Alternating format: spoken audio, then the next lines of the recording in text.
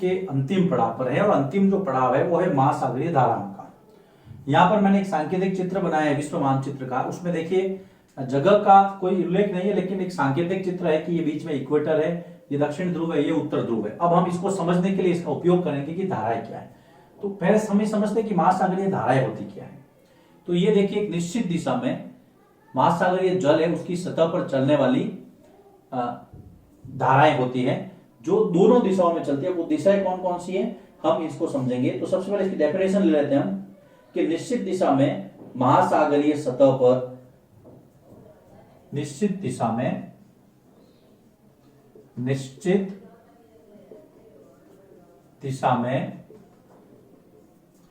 महासागरीय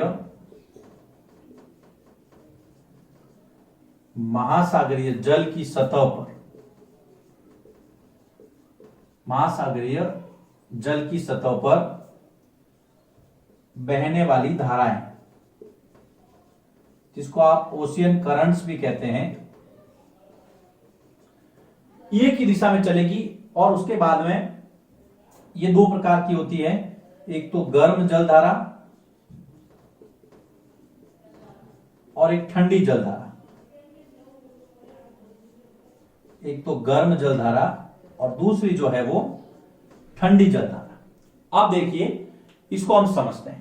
पहले आपने इसकी परिभाषा देख ली कि दिशा निश्चित है, जल महासागर का है और उसमें जो धाराएं बह रही है उसके बारे में हमें जानकारी प्राप्त करनी है। देखो बेटा, ये है इक्वेटर 0 डिग्री अक्षांश। आपने 6 क्लास में इसको पढ़ा है, कोई ज्यादा इशू नहीं इसका।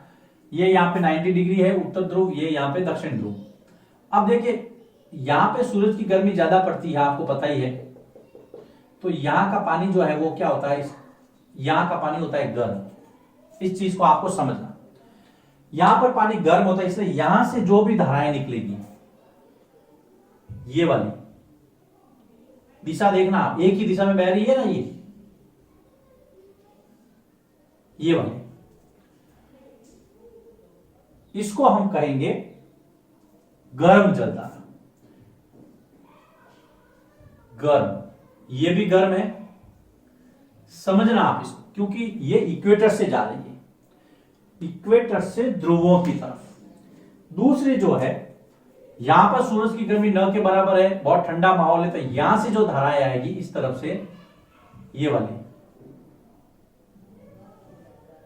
ये वाली, मतलब ध्रुवों से भूमध्य रेखा की तरफ, ये वाली होगी आपके ठंडी।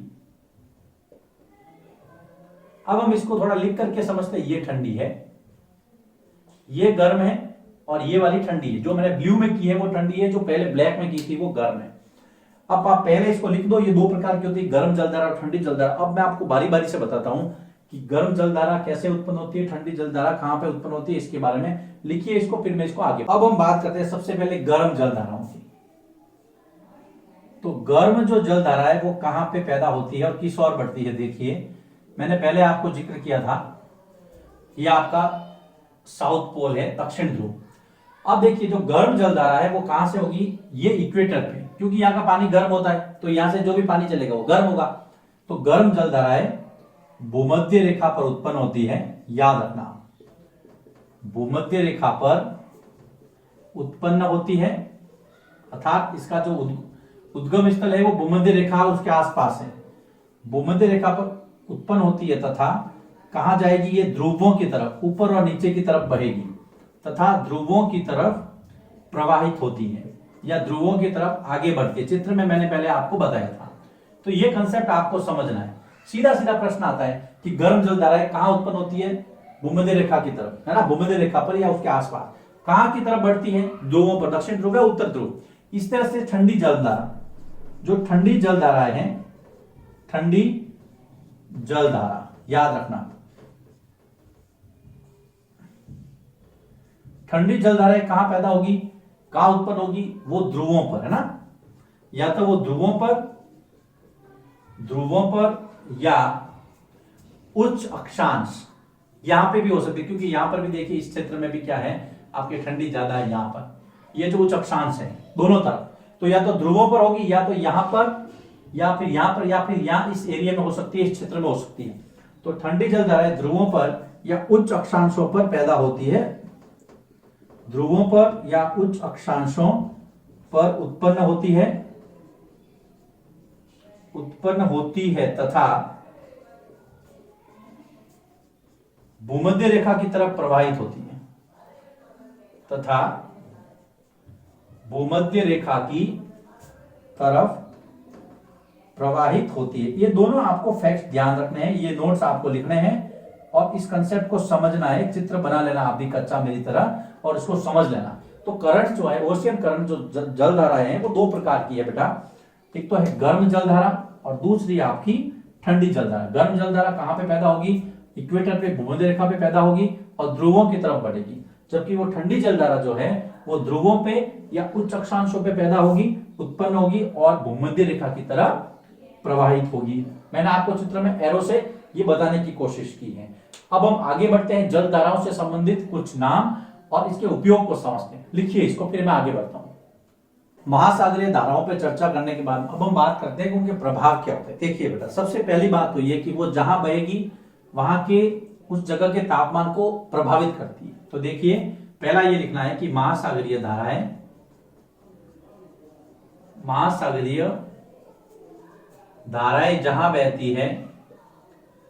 जहां बहती है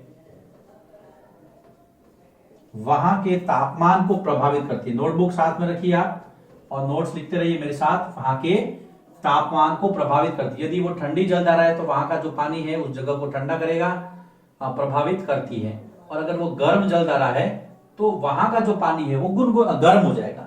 लेकिन आप ये देखिए, अगर दोनों मिल जाती है कहीं पर तो वहां पे क्या होगा? आपने कभी देखना, जब आप स्नान करने के लिए जाते हैं तो एकदम से गर्म पानी करते हैं लेकिन उसके अंदर ठंडा पानी डालते हैं तो वो गुनगुना हो जाता है, जो हमें बहुत अच्छा लगता है और हम ऐसे पानी से नहाना पसंद करते हैं। बस वही बात है, जहां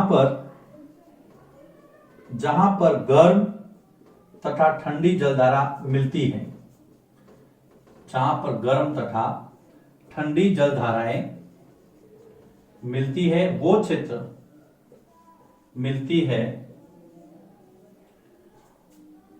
वह क्षेत्र मत्स्यन के लिए, वहां पे मछलियां बहुत ज्यादा मिलती है, वहां वो क्षेत्र मत्स्यन के लिए, मत्स्यन मतलब मछली पालन या मछली पकड़ने के लिए, मत्स्यन के लिए सर्वोत्तम या अच्छा माना जाता है। वह क्षेत्र मत्स्यन के लिए सर्वोत्तम मतलब बहुत अच्छा माना जाता है और वहां पर मछलियां जो हैं वो ज्यादा हाथ आती हैं क्योंकि पानी जो है वो गुनगुना हो जाता है। तो दो जो क्षेत्र हैं वो मैं आगे चर्चा करूंगा, अभी आप फिलहाल दो बिंदु लिखिए। सबसे पहली बात तो महासागरीय धाराएं जहां बहेगी वहां के तापमान को प्रभावित करेगी। दूसरा, जहां पर गर्म और ठंडी जल धाराएं दोनों मिलेगी। आगे मैं चर्चा करूंगा कौन कौन सी जल धाराएं।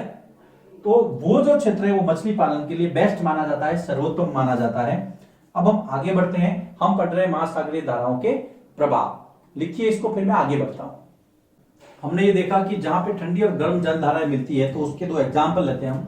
आप अगर विश्व के मानचित्र में देखेंगे तो यहाँ पर आपको जापान नजर आएगा और यहाँ पर ये जो है ये वाला उत्तर अमेरिका, इसका जो उत्तर पूर्वी ये वाला जो क्षेत्र है, ये दो इलाके जो है वो मत्स्यन के लिए अच्छे माने जाते हैं। इसका मतलब ये है कि ये ऐसी जगह है जहां पर गर्म और ठंडी जलधाराएं मिलती है।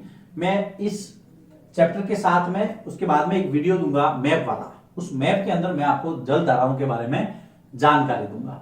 देखिए बेटा, जो गर्म जलधाराएं और ठंडी जलधाराओं के मत्स्यन की हम बात करें थे, मत्स्यन क्षेत्र, तो ये देखिए दो जो क्षेत्र हैं जापान के आसपास तथा उत्तर अमेरिका का जो उत्तर पूर्वी तट है, उत्तर अमेरिका के उत्तर पूर्वी तट, याद रखना इसको, उत्तर अमेरिका के उत्तर पूर्वी तट क्षेत्र मत्स्यन के लिए अच्छे माने जाते हैं, या मछली पालन के लिए या मछली पकड़ने के लिए मत्स्यन के लिए श्रेष्ठ हैं। इसका मतलब यह है कि ये वो जगह है जहां पर गर्म और ठंडी जलधाराएं मिलेगी, और कैसे मिलेगी मैं आपको मैप वाले वीडियो में बताऊंगा। फिलहाल आपको ये फैक्ट ध्यान रखना है, यहां पर जापान और दूसरा है उत्तर अमेरिका। ओके, उसके बाद में हम इसके तीसरा जो फैक्ट था, इसके जो प्रभाव है वो पढ़ रहे हैं। इस प्रभावों में देखिए कि जहां पर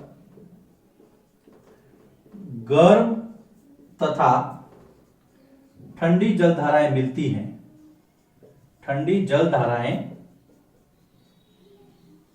मिलती है, वहां क्या होता है, जहां पर गर्म और ठंडी जलधाराएं मिलती है वहां कोहरा उत्पन्न होता है। याद रखना, वहां कोहरा उत्पन्न होता है, जिसके कारण नौ संचालन में या नौका संचालन में या जहाजों को आगे बढ़ने में बाधा होती है। नौका संचालन में बाधा उत्पन्न होती है या कठिनाई आती है, ये आप ध्यान में रखना। तो ये जो है नौका संचालन में बाधा उत्पन्न होती है। अब हम कुछ जलधाराओं के नाम लिखते हैं, उनको समझते हैं, कोई ठंडी है या गर्म है। लिखिए इसको यहाँ पर। वैसे महासागरीय जल की जो धाराएं वो चैप्टर खत्म, टॉपिक खत्म हो रहा है, लेकिन फिर भी हम दो तीन एग्जाम्पल लेते हैं। अगर मान लो कभी एग्जाम्पल पूछ ले तो आपको लिखने में कोई दिक्कत नहीं हो, और इसके बारे में विस्तार से मैं मैप में बताऊंगा। फिलहाल आप इसको लिखिए, फिर हम आगे बढ़ते हैं। अब हम चार नाम देख लेते हैं, गर्म जलधाराएं और ठंडी जलधाराएं। तो सबसे पहले देखिए, गर्म जलधाराओं जो मुख्य जलधारा है वो है गल्फ स्ट्रीम। गल्फ स्ट्रीम की जलधारा गर्म जलधारा है। अब ये कहां बहती है, क्या इसकी लोकेशन मैं आपको मैप वाले वीडियो में बताऊंगा।